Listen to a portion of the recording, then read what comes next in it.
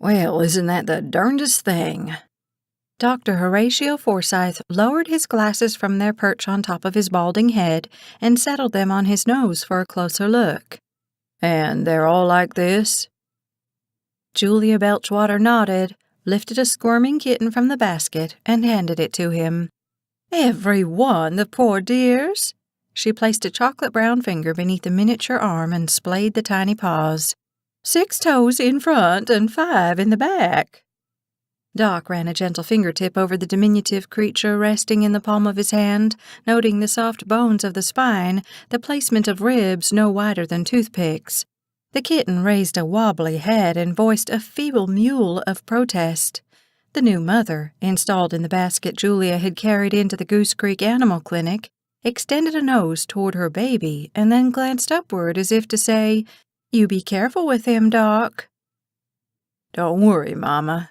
Doc returned the kitten to her side. "I won't hurt your little one."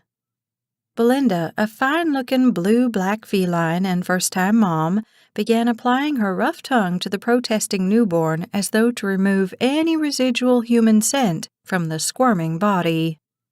The worry lines between Julia's eyes deepened as she picked up another baby. "Belinda's favorite place to sleep is on top of that big old giant television set George won't let me get rid of, the tight-fisted old miser. You don't think there's microwaves or electrons or something like that soaking into her body and affecting the kitties?" Doc laughed, partly at her expression and partly at the idea of what Julia would do to poor George if his refusal to upgrade his TV resulted in her beloved cat giving birth to deformed offspring. "These kittens look as healthy as can be." "But all those toes, it ain't natural. Poor things look like they ought to be in a circus sideshow." She extended the kitten in her hand as proof. Doc touched each tiny digit, his finger lingering on the 6th. The extra toe on the kitten he'd inspected a minute before had looked like an afterthought, almost a growth tucked between what would normally be the 4th digit and the dew claw. This one, though, was fully developed, and the dew claw oversized, giving it the appearance of an opposable thumb.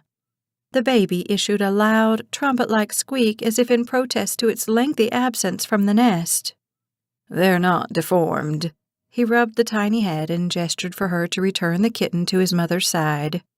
"Belinda has given birth to a litter of polydactyl cats." The lines on Julia's face deepened even further. "Sounds like some kind of dinosaur." "Just means they have 6 toes.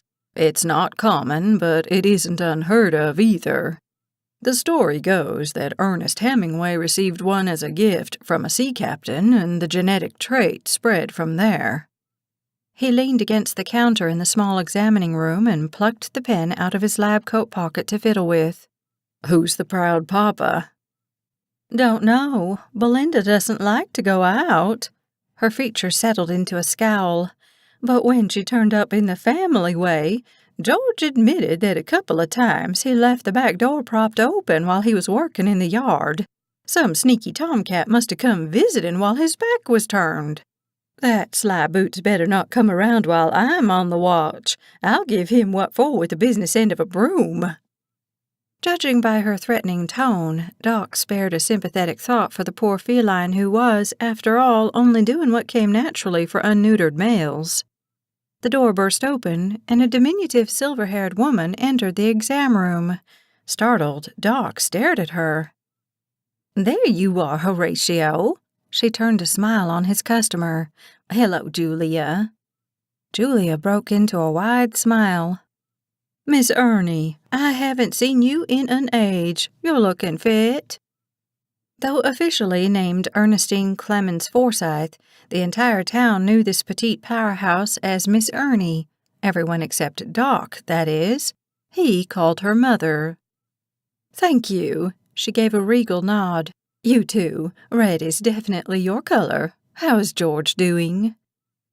Julia scowled. "Ornery as ever." "Mother," Doc interrupted, "what are you doing here?" "I have something I've been meaning to talk to you about."